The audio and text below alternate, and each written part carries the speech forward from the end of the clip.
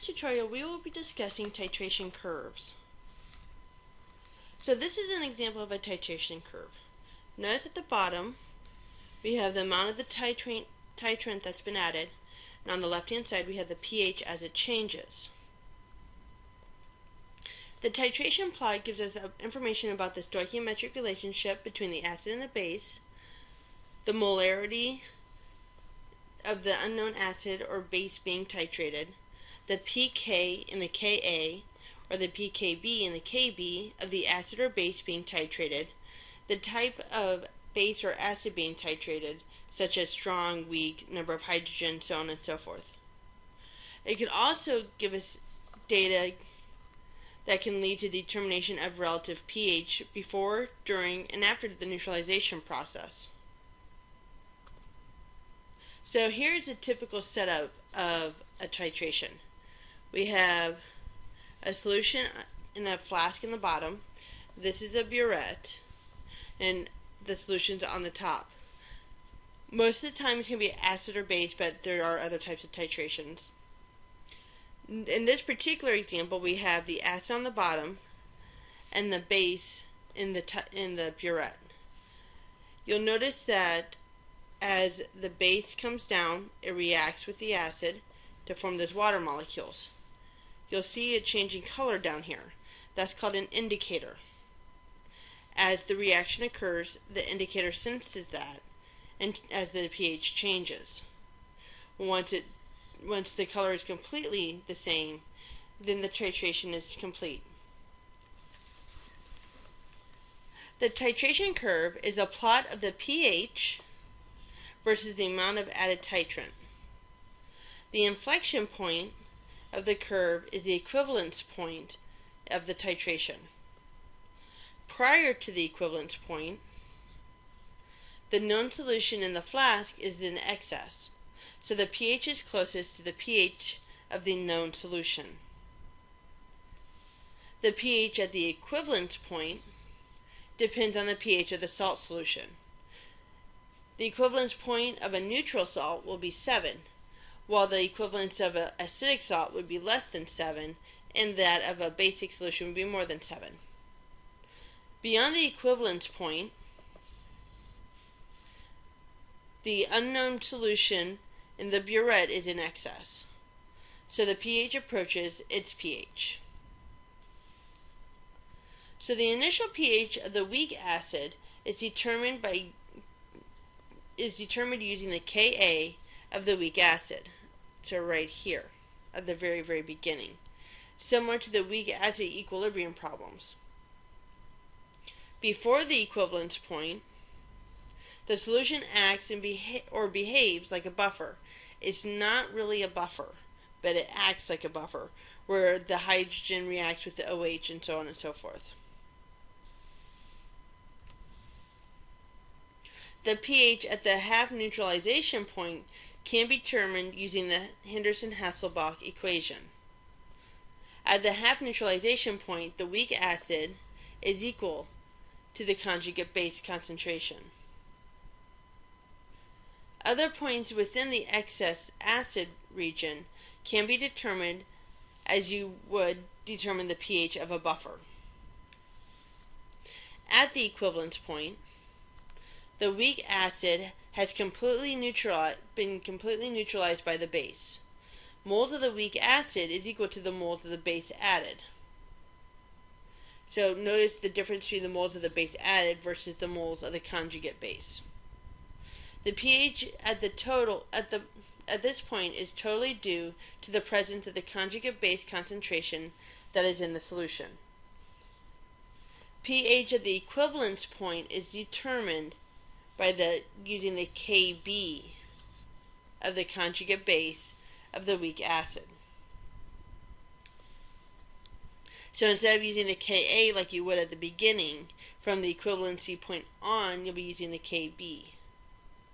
At the equivalence point, the moles of the acid is equal to the moles of the base, so the resulting solution has only the conjugate base anion in it before equilibrium is established. So the moles of the conjugate base is equal to the moles of the original moles of the weak acid.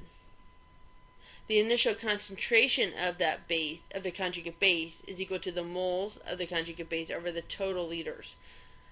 This is pointed out because don't forget to add in the titrant volume.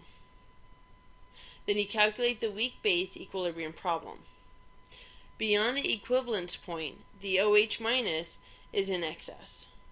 So the OH minus concentration is equal to the moles of the OH excess divided by the total liters. And let's not forget that H3O plus times OH minus is going to equal 1 times 10 to the negative 14. Alright, so let's think about this logically over what we just talked about. You titrated 100 milliliters of a 0.25 molar solution of benzoic acid with 0.1 molar NaOH to the equivalence point. Okay, so remember the equivalence point is the base and the weak acid have the same amount. So from that point on, we're going to focus on the conjugate base. So this is a conjugate base of a weak acid. The conjugate base of benzoate ion comes from a weak acid. Conjugate bases from weak acids are basic in nature, so therefore it's going to be a pH of greater than 7. You titrate 100 milliliters of 0.025 molar solution of benzoic acid with 0.1 molar of NaOH to the equivalence point. What is the pH of the final solution? So we've given the Ka as well. Alright, so we have the benzoic acid and the hydroxide. We have originally 100 milliliters of that benzoic acid at 0.2025 molar. And then we also have 0.100 molar of the NaOH. The Na goes away, we just care about the OH. Now, remember, at the equivalence point, the weak acid is going to equal that of the base. So we can figure out how many moles of the base we have there. So 0.025 molar is equal to X over 0.100 liters. I've taken this information and solved for moles. Cross multiply, and we get 0.0025 moles HBZ. From here, we can use stoichiometry to figure out how many moles of OH we have.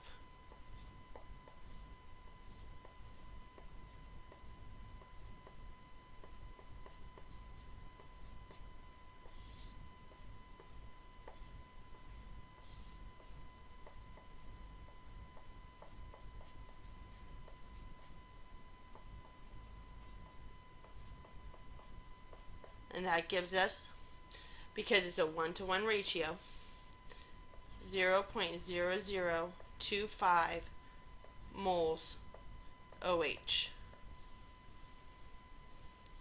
So from here, I can figure out how much volume we have here too. So we know it's 0.1 molar. So 0.100 molar is equal to 0.0025 divided by X. Cross multiply the X and then divide by 0.1.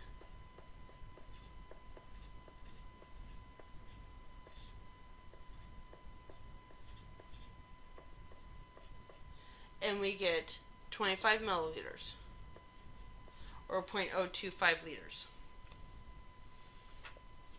Okay, from here, now that we're at the equivalence point and we know exactly how much we have, we can then use the Kb instead. Remember how I said that once you hit the equivalence point, you switch over to Kb. So we have OH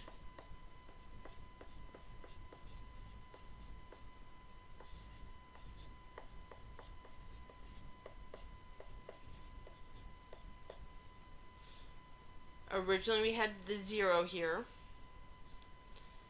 and then we're going to add 0.0025. We originally had 0.0025 here. This is all getting absorbed.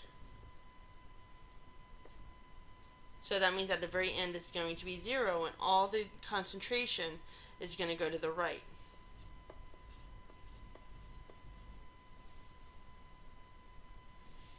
So that's all the moles. All the moles are now the conjugate base. We need to figure out the concentration of this. Now we know that we have 100 milliliters of the benzoic acid to begin with.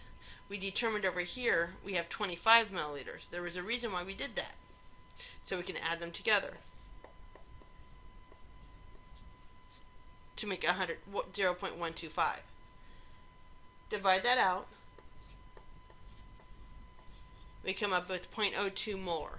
So that is the new concentration of that conjugate base. So, as I said, we're going to switch over to thinking about the conjugate base rather than the acid.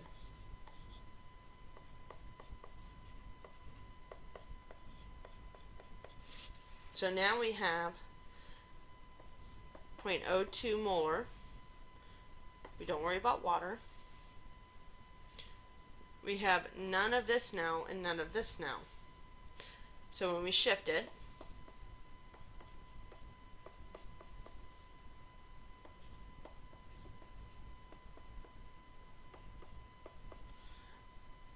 we can then do the equilibrium equation. But remember, we're talking about once you pass that equilibrium point, we need to figure out the Kb. So we know that Ka times Kb is equal to 1 times 10 to the negative 14. Therefore, I can rearrange this because I know the Ka that was given to us in the question right here. So that means Kb is 1 times 10 to the negative 14 over 6.25 times 10 to the negative 5. Kb is then equal to 1.6 times 10 to the negative 10. The products over the reactant, so x squared, we're going to pretend like this is insignificant because of the fact that it's so small. We're going to cross multiply and divide.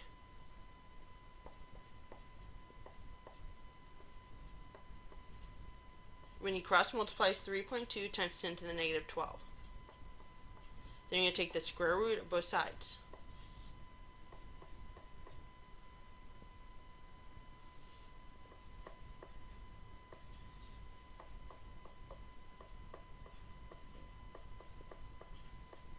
That comes out to be 1.79 times 10 to the negative 6. We can figure out we can take the negative log of this, but because the x is referring to OH, we can only figure out the POH, not the pH.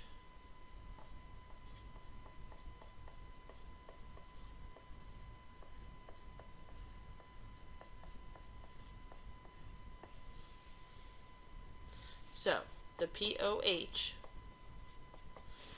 is equal to the negative log of 1.79 times 10 to the negative 6. Once I put that into the calculator, I find that the POH is equal to 5.75. I can figure out the pH, though, by saying the pH plus the POH is equal to 14. So that means pH is equal to 14 minus 5.75, which is then equal to 8.25. And that would be your final pH at the equivalence point. We're going to briefly discuss one more example. You titrate 100 milliliters of 0.025 molar benzoic acid with 0.1 molar NaOH to the equivalence point of pH of 8.25. We just calculated that. That's how we knew what it was. What is the pH of the halfway point? Okay, now remember, when we did the titration curve, it looked like this. Then it's leveled out again. This is the equivalence point. The halfway point would be around here somewhere. At the equivalence point, the weak acid was equal to the base that we put in. At the halfway point, the weak acid is equal to the conjugate base that it creates. So the HA is equal to the A minus. As a result, that means it's a 1-to-1 ratio, which means that is a log of 1.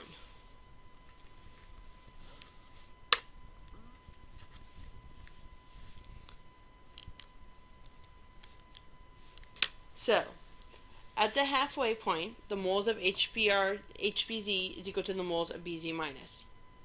The halfway neutralization point happens at a relatively flat portion of the titration curve, the buffer region. Notice that it's in quotes because it's not a true buffer. It's just acting like a buffer. Because HBZ and BZ minus components are present in equal quantities, we can use the Henderson-Hasselbalch equation. So, the base is equal to the acid. That means it's a 1-to-1 ratio. So we're taking the log of 1, which goes away to 0. So this goes away to 0. So 6.3 times 10 to the negative 5, we're going to take the pKa of that, meaning the negative log of that number.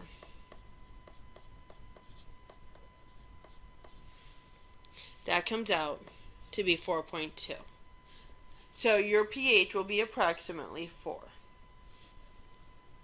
And that's how you use titration curves and how you determine the pH throughout the reaction.